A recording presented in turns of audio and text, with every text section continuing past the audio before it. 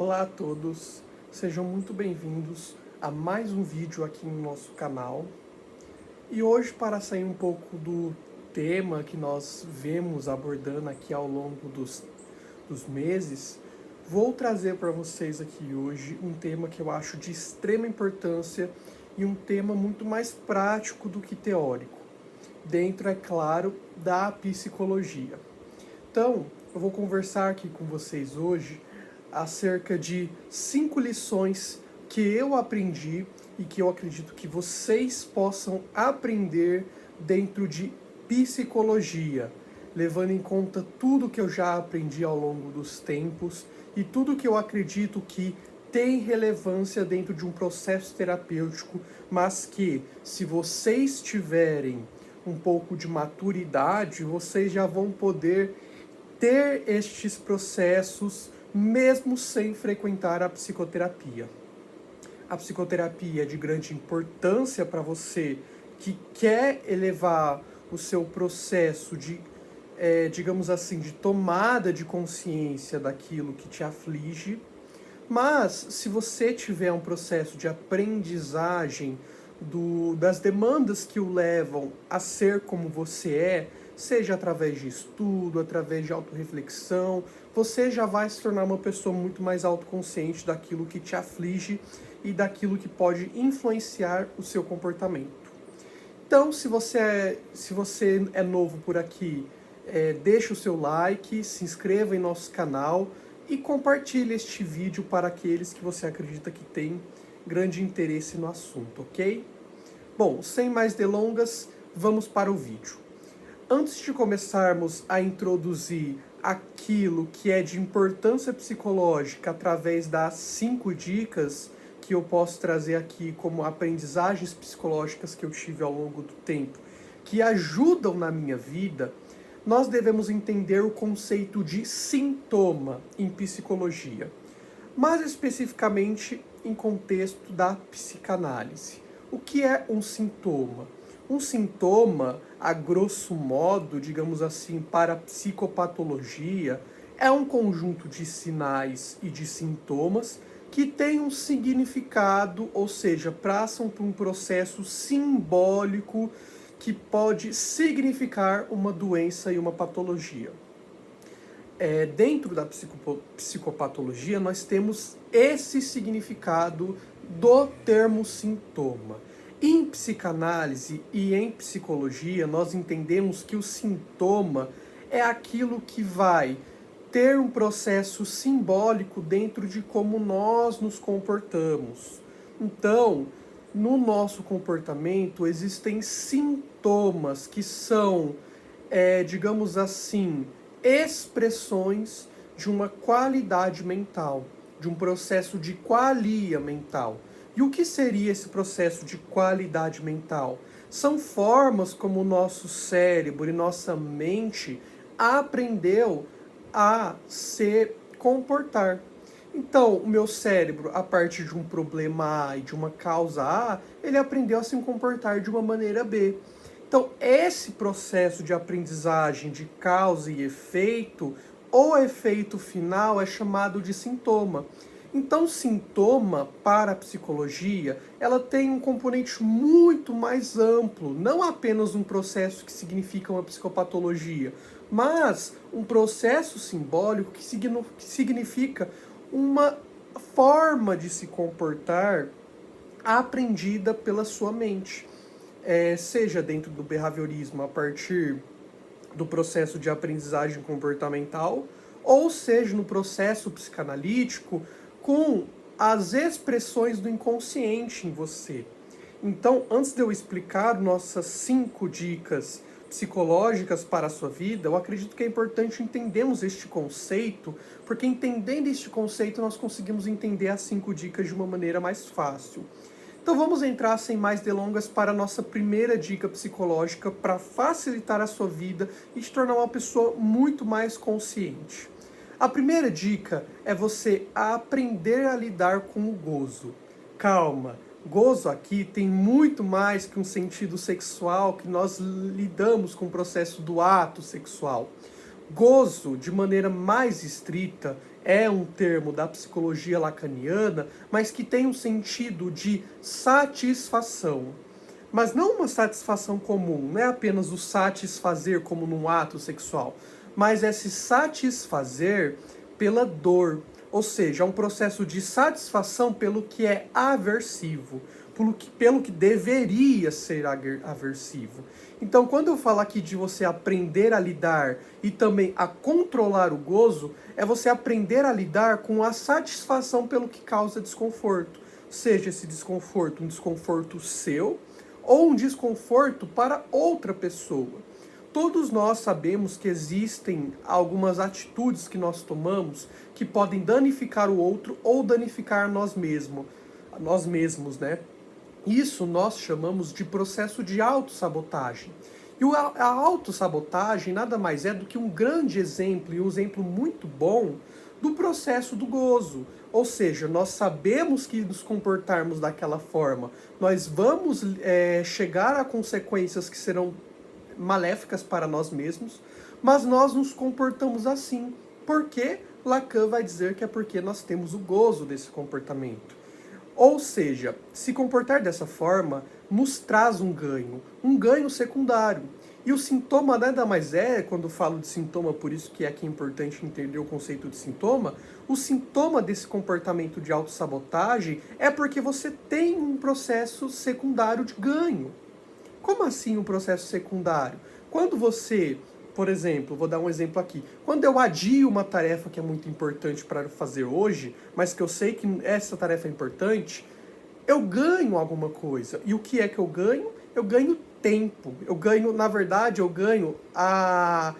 digamos assim, eu ganho aquele sensação de que eu tenho mais tempo para resolver as coisas aqui agora, para fazer o que eu quero agora. Afinal, todo mundo quer fazer o que quer, mas se você apenas se comporta como você deseja, você deixa as suas responsabilidades de lado.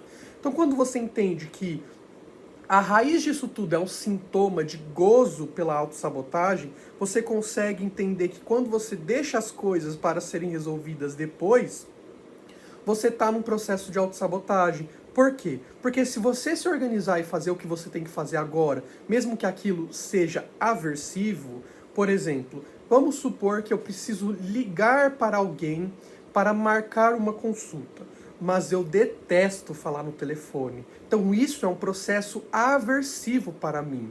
Mas eu tenho que fazer isso, é uma obrigação. Então, quanto mais cedo você faz esse comportamento, mais livre você vai ser depois para que você possa desfrutar do seu tempo.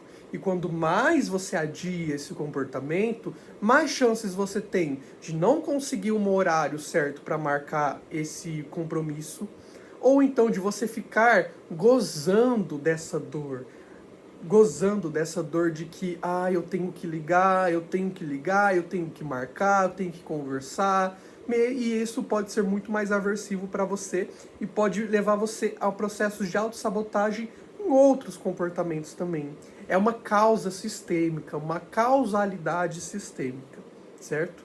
Bom, eu acredito que se você conseguir identificar esse processo de gozo e processo de autossabotagem, você já vai ser uma pessoa muito mais autoconsciente, muito mais responsável e com certeza você vai conseguir lidar com seus compromissos de uma maneira mais fácil. Bom, a segunda dica que eu tenho aqui hoje é algo que eu aprendi muito com esse psicólogo aqui, Carl Gustav Jung. E que, se você ler esse livro, você vai ver que tem um pouco dessa ideia também. Que esse livro, por curiosidade, foi o primeiro livro de psicologia que eu li na minha vida. Eu nem era um estudante de psicologia na época, eu ainda estava estudando história ainda, na faculdade de história. Para quem não sabe, eu sou um amante de história, eu amo estudar história. E eu li esse livro como o meu primeiro livro de psicologia e logo já me encantei por essa área, que é a área do simbolismo, certo? E o termo que eu quero trazer aqui hoje é o termo de anima e de animus. E o que seriam esses dois termos? Bom, para este psicólogo Carl Gustav Jung, que é o pai da psicologia analítica, ele vai dizer que todos os homens têm um processo de anima dentro deles e que todas as mulheres têm um processo de animus dentro dela. Quando eu aprendi isso, minha cabeça foi a mil. E o que ele diz? essa figura de animus e animus é a personificação masculina para a mulher e a personificação feminina para o homem. Ou seja, nós aprendemos a ter, com base em nossos pais e com base em nossas mães, nós aprendemos a obter um processo de personificação do sexo oposto em nós mesmos. Ou seja, todo homem tem uma personificação feminina que anima dentro dele e que vai levar ele a se comportar, digamos, de uma forma mais feminina do que o comportamento masculino dele, e a mulher vai se comportar de uma maneira masculina em vez de tomar comportamentos femininos. Isso pode ser muito positivo, afinal, ter uma anima dentro de si leva muito mais os homens a saber confrontar os seus próprios sentimentos, identificar suas falhas, e não apenas suas potencialidades, e dessa forma crescer como indivíduo. Da mesma forma a mulher. O animo da mulher vai levar ela a se comportar de uma maneira mais responsável, de uma maneira mais racional. E onde está aqui o grande aprendizado que você pode trazer com esses dois conceitos? O aprendizado está em você buscar o que falta no outro.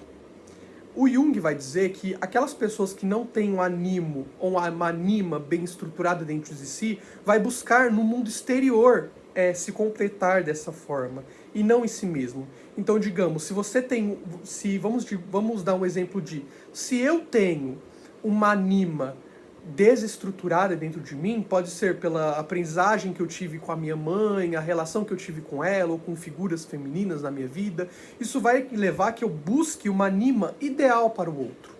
Ou seja, eu vou querer que a outra pessoa que eu me relacione seja aquela pessoa ideal da minha cabeça, a anima ideal da minha cabeça.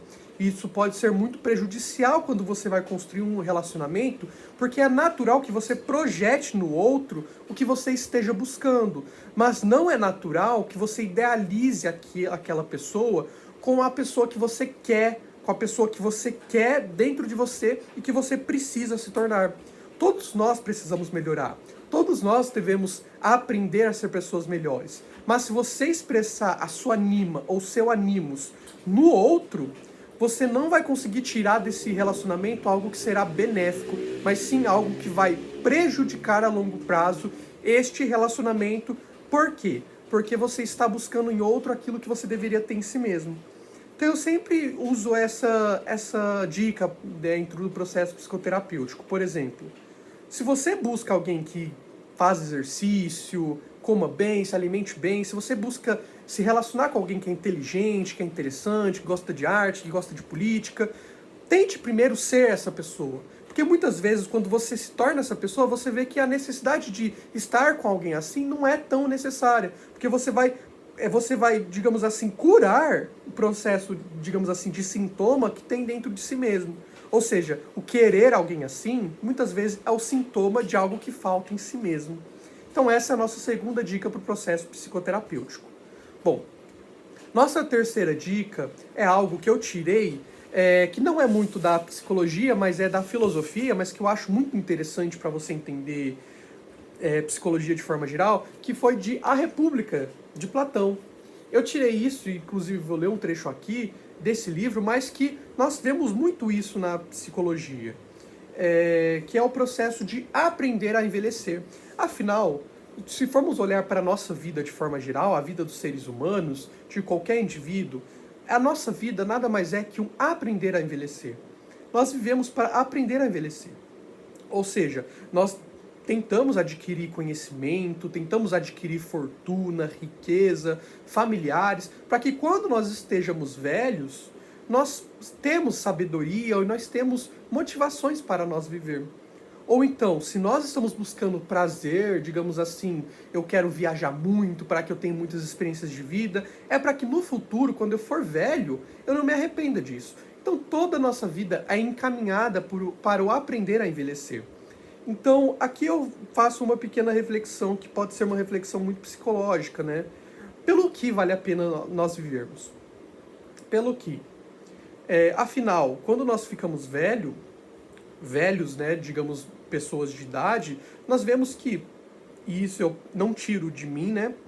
Afinal, sou uma pessoa jovem, mas eu vejo nos ensinamentos psicológicos, conversando com pessoas mais velhas, ou em textos como esse de A República, e por isso que eu tirei disso, nós vemos que os prazeres, aquelas coisas que nos fazem, que nos levam a ser propícios a vício, elas vão embora. E depois disso, o que vai ficar? O que vai ficar se você deixar de viver pelos seus prazeres? E aqui eu vou fazer uma reflexão lendo uma página aqui desse texto para mostrar muito bem esse contexto, tá? A boa pessoa não suportaria facilmente a velhice se fosse pobre.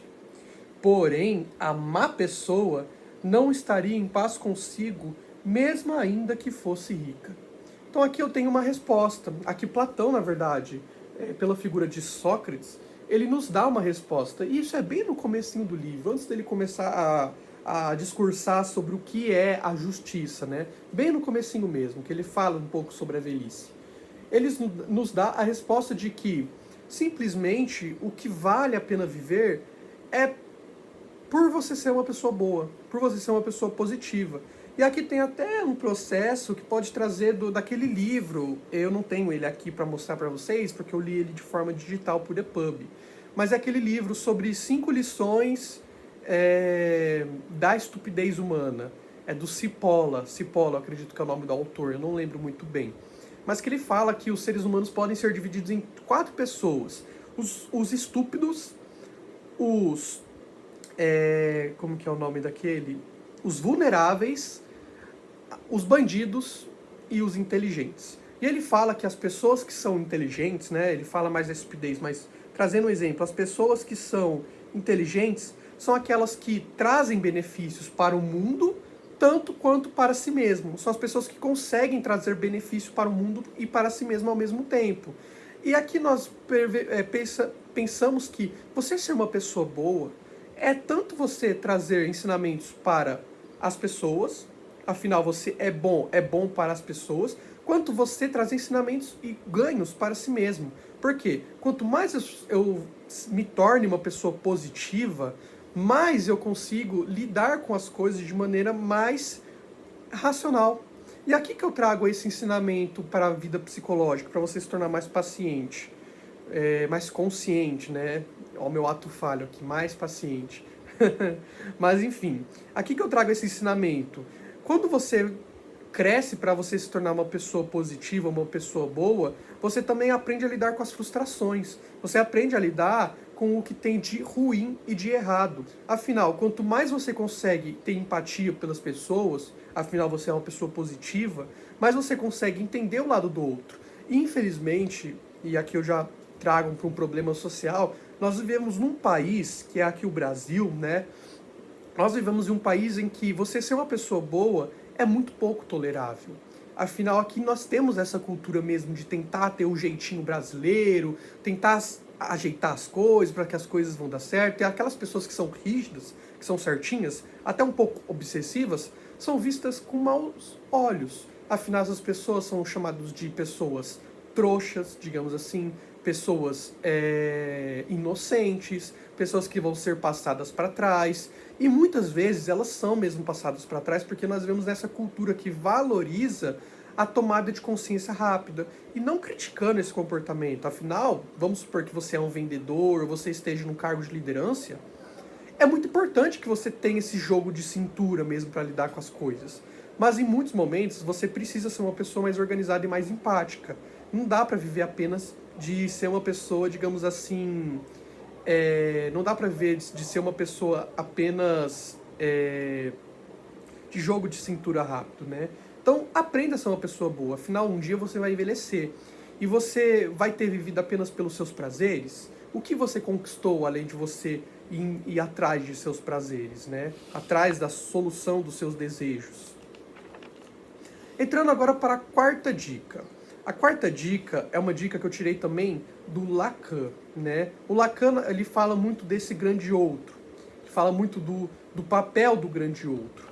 E quando ele fala desse grande outro no processo terapêutico, ele fala que o principal objetivo da psicoterapia é o nosso quarta dica, que é desaprender do que é simbólico. E o que é esse processo que eu chamo de simbólico, que o Lacan chama de simbólico? Simbólico é aquilo que vai remeter a algo. Eu falei muito de processo simbólico nesse canal, falei da linguagem como obtenção de um processo simbólico, e aqui eu falo de toda a nossa personalidade como centrada no processo simbólico. E aqui, desculpa, ao conceito de sintoma. Sintoma é um conceito simbólico. Afinal, o sintoma é o símbolo de algo, remete a alguma coisa, a uma causa de uma doença. E aqui eu falo do desaprender do que é simbólico, de você voltar às causas das coisas. Saindo um pouco de Lacan e entrando para a terapia cognitivo-comportamental, é muito sobre o processo do questionamento socrático. E esse questionamento socrático tem como pontapé a retomada das causas que levam você a pensar de uma forma ou de outra.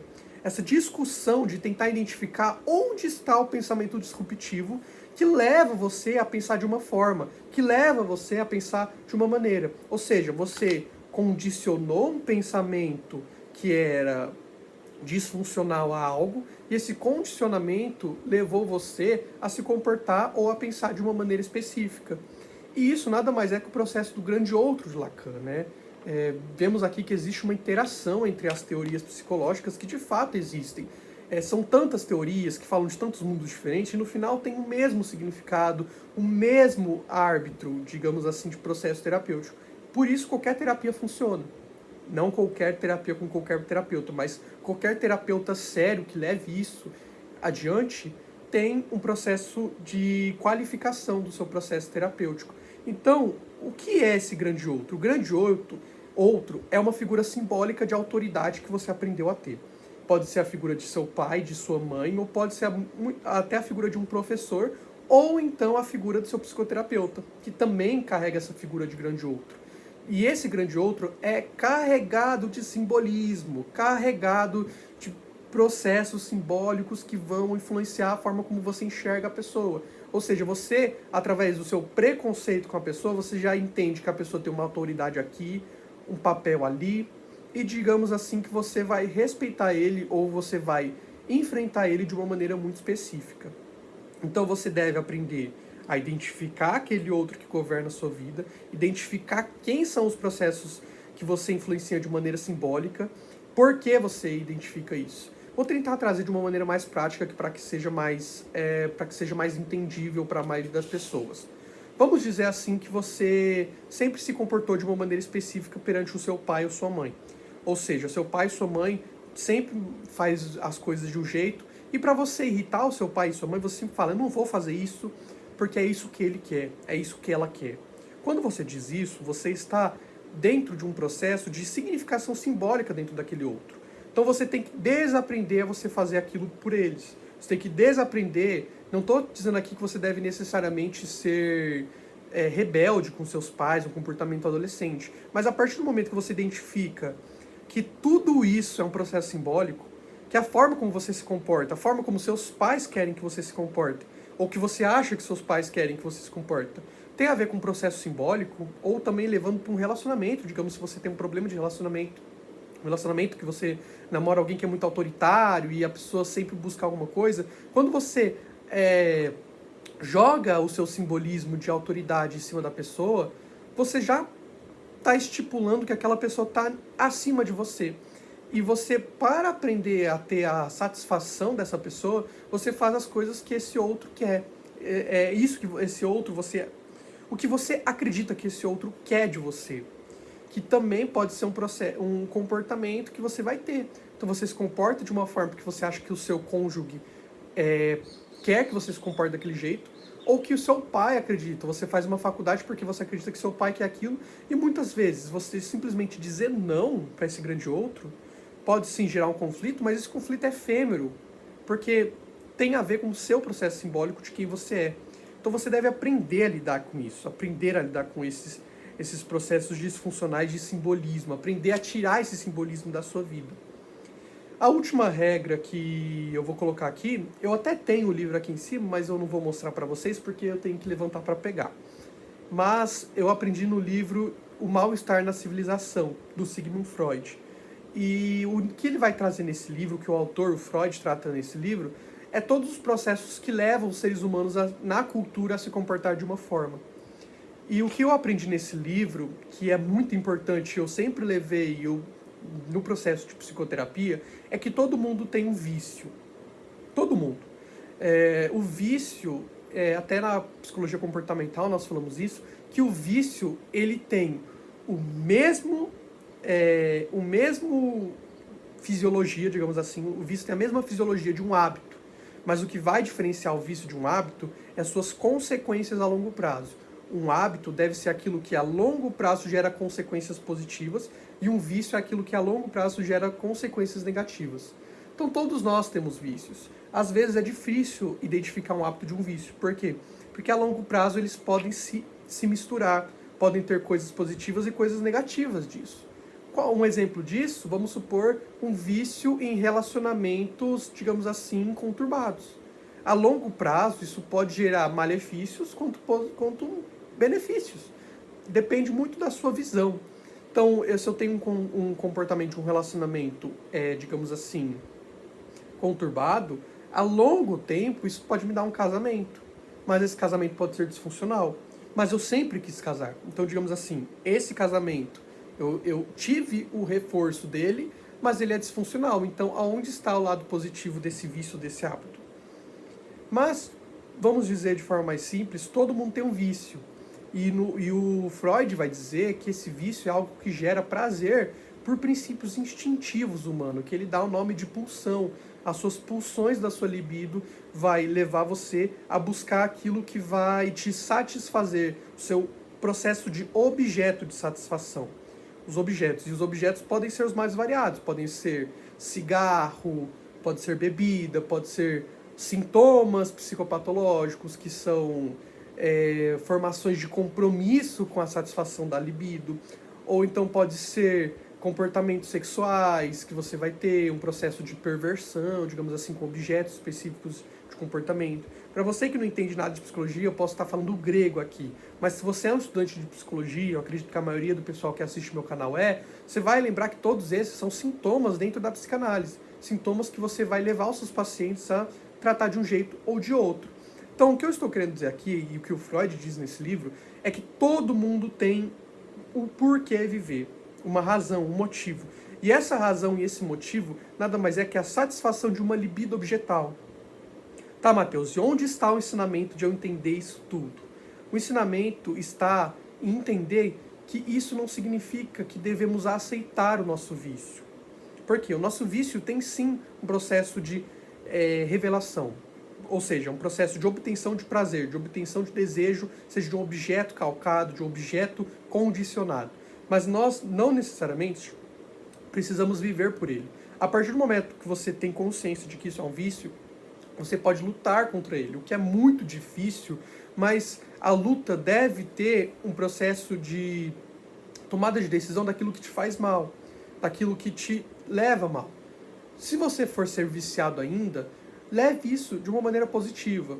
Ou seja, tenta buscar as potencialidades do seu vício. Onde o seu vício pode te levar a crescer, a se desenvolver, a ser uma pessoa melhor.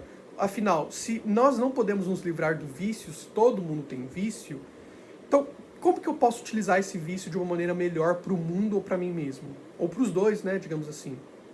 Então, você entender que o seu vício pode fazer ser alguém melhor, vai fazer com que você aprenda a se desenvolver. Eu sempre gosto do exemplo do aluno que conversava muito na aula. E por conta de conversar muito na aula, ele era sempre tirado de sala, seus pais eram sempre chamados para conversar para falar com ele na coordenação, ele levava broncas e muitas vezes até era suspenso. E esse mesmo aluno, ele pode se tornar um vendedor incrível. Ele pode ser colocado numa empresa e ele gosta tanto de conversar e de fazer amizades que ele vai aprender a se desenvolver dentro disso. Do mesmo jeito que o aluno que era introvertido, que tem o vício de estudar, ele pode ser colocado a trabalhar num lugar específico. Isso nós levamos até na psicologia organizacional. Quem trabalha com isso sabe que você deve encontrar os candidatos para vagas, digamos assim, no processo de contratação e de seleção, você deve encontrar os candidatos certos para vagas. Existem empregos para todo mundo, mas não existem empregos para todo perfil.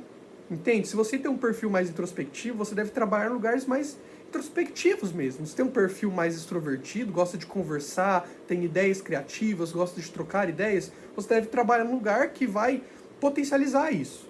Todo mundo sabe aqui que a maioria das pessoas aqui, todo mundo não, né, mas quem trabalha com isso sabe que a maioria das pessoas são contratadas para trabalhar por conta das suas qualidades técnicas e acabam saindo por conta das suas competências comportamentais.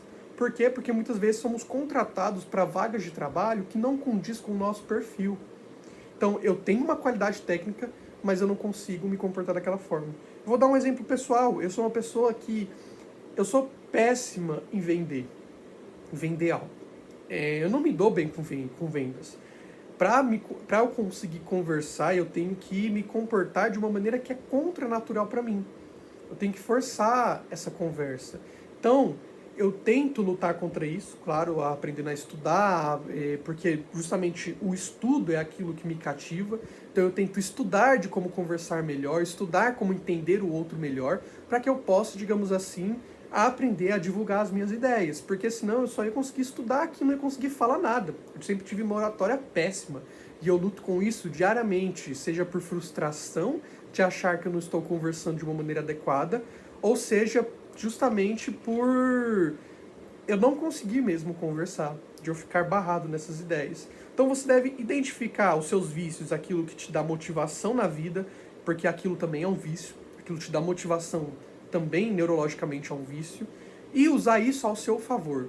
Ou seja, ou lutando contra isso, para que você possa vencer esse vício, tá? Ou então para que você possa usar o seu vício para você se desenvolver.